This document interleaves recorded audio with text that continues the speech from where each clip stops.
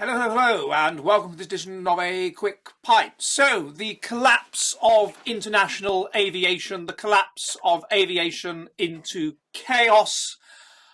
What is going on? Why has this happened? Why has this been allowed to happen? It seems to me fairly obvious that in a society of declining IQ, we are an increasingly over-promoted society. People are doing jobs that they are less and less intelligent, less and less able to do, with the result that more and more things will go wrong. More and more things will go wrong. And in a complex system, which is highly fragile, it just takes one little thing to go wrong for the whole system to unravel, and that is what we saw on Monday. We saw at 8 a.m. it was already known in the UK that there was a problem with their flight registering computer system, where the information was conveyed to air traffic control. It was okay. There was information in the system for a few hours, but by the afternoon, no information could be put into the system automatically. The technology had broken down. The artificial intelligence, if you like, had broken down. And by the end of the day, you had complete and utter mayhem. 1,000 flights grounded, 200 flights cancelled, 200,000 passengers in the wrong place, and all that does for logistics. Now, as we understand it, the cause of this, well, they're not sure yet, but the cause of this was one single French airline incorrectly filing one travel plan. And that was what destroyed everything. One small mistake, presumably by one person, by one individual.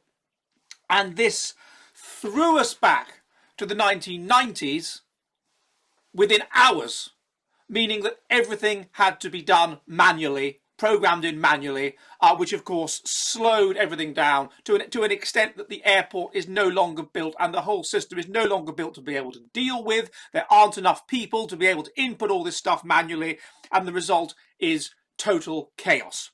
Now, this is highly predictable in terms of the kind of research that myself and Michael Woodley of Manille looked at in our book, At Our Wits' End, Why We're Becoming Less Intelligent and What It Means for the Future.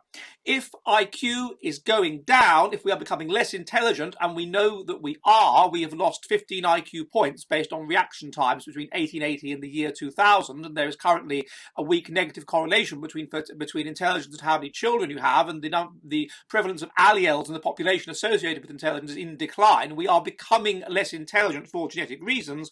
Then what you have is more and more people making more and more stupid mistakes. What you also have is intelligent people boiling off and not really breeding, and so therefore an over-promoted society where each generation we become slightly less intelligent. Perhaps we are losing as much as 1 point every decade over the following years. So you get more and more and more little mistakes being made.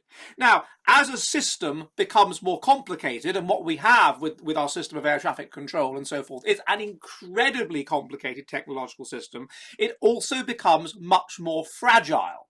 And as it becomes more fragile, it becomes more open to things going wrong and more open to little things, tiny little things, as it becomes incredibly complex, destroying the whole system. And as it becomes more fragile, it's becoming more fragile at the exact same time in which people are becoming less and less intelligent. And people are, as they become less and less intelligent, are more likely to make mistakes and are more likely, therefore, to undermine and destroy a complex yet fragile system, which then has enormous consequences because so much of the population is reliant on this incredibly complex yet fragile system, and they have stopped using. There's decreasingly a backup. They have got rid of the infrastructure of the less fragile and less complex system, i.e. putting things in manually. It's not like once the technology broke down, they had an army of people on standby that could manually put in the information and keep the system going. No. They'd all been fired 30 years ago, 25 years ago. No, there was not enough people to deal with it. There was no backup, with the result that you end up with total chaos.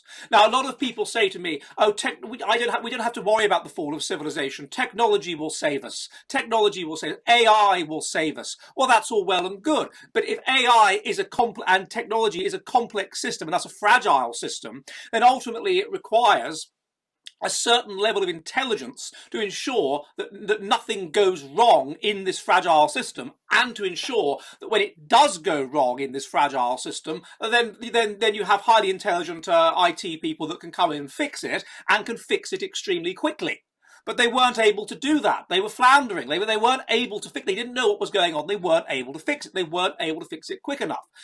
You can say, oh well, technology can fix itself. Well, we're nowhere near that being able to occur yet. We're at the stage in which we have all this complex technology, but ultimately it's not perfect, and things can go wrong. And when they do go wrong, because it's so complicated and because it's so fragile, then the consequences are absolutely abysmal and appalling, and we are in a situation where those that would be there to the humans that are needed to maintain the technology are becoming less and less intelligent, such that eventually, of course, they won't be able to maintain the technology, and one day something will go wrong and we won't be able to fix it for such a long time that it will have very serious consequences. The next stage one can imagine is something like this happening again, but in far more serious circumstances and to a far more serious extent, such that international air traffic is grounded for a very long time, such that you end up with planes falling out of the sky and people dying. And once that happens, then of course, with that level of incompetence, with that, then of course we lose confidence in air travel, and we move backwards.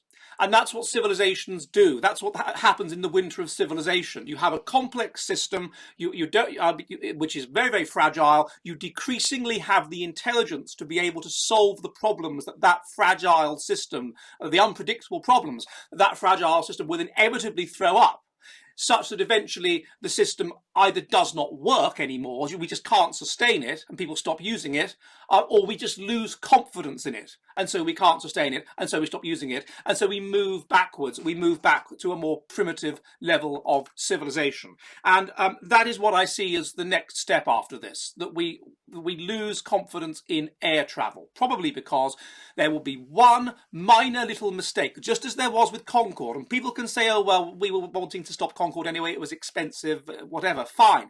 But it was one little mistake, one individual that put a bit of jagged, wrongly shaped metal on the back of the Airbus that then used the same runway as Concorde. The bit of metal fell off, Concorde went over it at high speed, Concorde was committed to flight, Concorde caught fire, Concorde crashed.